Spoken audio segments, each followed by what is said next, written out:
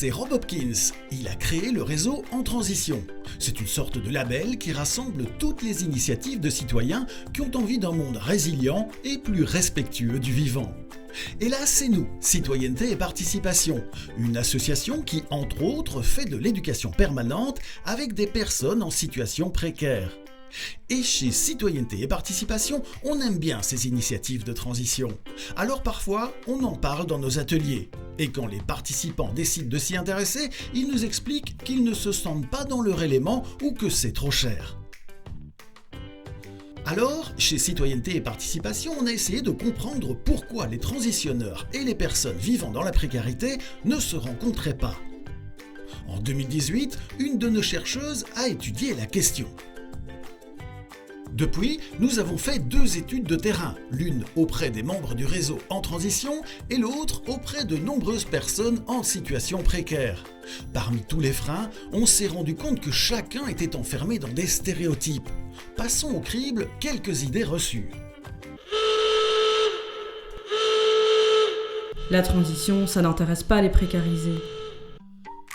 En réalité, ça n'est pas que ça ne les intéresse pas, c'est surtout que ces noms, comme celui de Réseau des consommateurs responsables ou des collectifs en recherche de résilience, leur sont inconnus.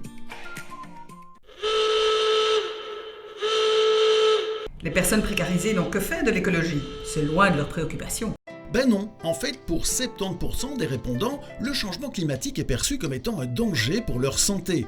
89% nous disent même être préoccupés par le monde que nous laisserons aux générations futures.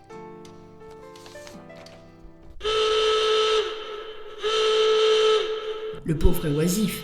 Il est limité intellectuellement, n'a qu'un pantalon et connaît souvent des problèmes d'addiction. En fait, la précarité touche des personnes au profil très varié. Ce sont toutes celles qui vivent sur le fil et se battent pour ne pas basculer dans la pauvreté. Des familles qui travaillent, des familles monoparentales, des personnes âgées dont la pension ne suffit pas, des étudiants avec ou sans bourse, des artistes, des chercheurs d'emploi. Et puis il y a les accidentés de la vie, ceux qui ont fait face à des problèmes de santé, à la perte d'un emploi, à un divorce, au décès d'un conjoint ou à l'inflation. En fait, les personnes en situation précaire ne forment pas un groupe homogène. Le pauvre, il mange mal, il n'est pas éduqué à l'alimentation saine. Une bonne fois pour toutes, c'est faux. Ces personnes cuisinent, mais ne vont pas faire leurs courses dans les mêmes magasins que les transitionneurs. Quand beaucoup de personnes doivent se contenter de produits sans saveur, ce n'est pas par choix. Le précarisé est piégé par la société de consommation. Il consomme pour avoir l'impression d'exister et dès lors pollue plus que les autres. Eh bien non, pour consommer, bien ou mal, il faut des moyens financiers que les précarisés n'ont pas. Ceux qui ont une consommation problématique, ce sont ceux qui ont les moyens de dépenser leur argent. D'ailleurs, ce tableau le montre bien.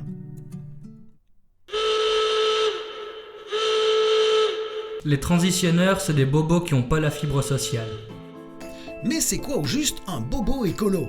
Ça peut être une personne aisée qui achète ses produits en vrac, se déplace en voiture électrique et s'offre des panneaux solaires, ou une personne qui vit à la limite de la précarité, cultive un potager collectif, roule à vélo, porte de la seconde main et limite sa consommation et ses déchets.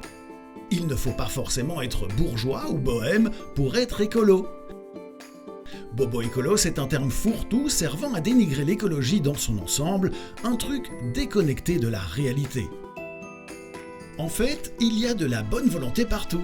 Quand des citoyens de tous milieux arrivent à se rencontrer et à construire ensemble, cela peut donner de beaux projets qui sont aussi solidaires qu'écologiques, comme les Repair Cafés, les potagers collectifs ou les bibliothèques d'objets et de vélos. Face aux crises qui s'enchaînent, a-t-on encore le temps aujourd'hui de se regarder de travers et de rester enfermé dans des préjugés ? Ne serait-il pas temps de faire équipe ?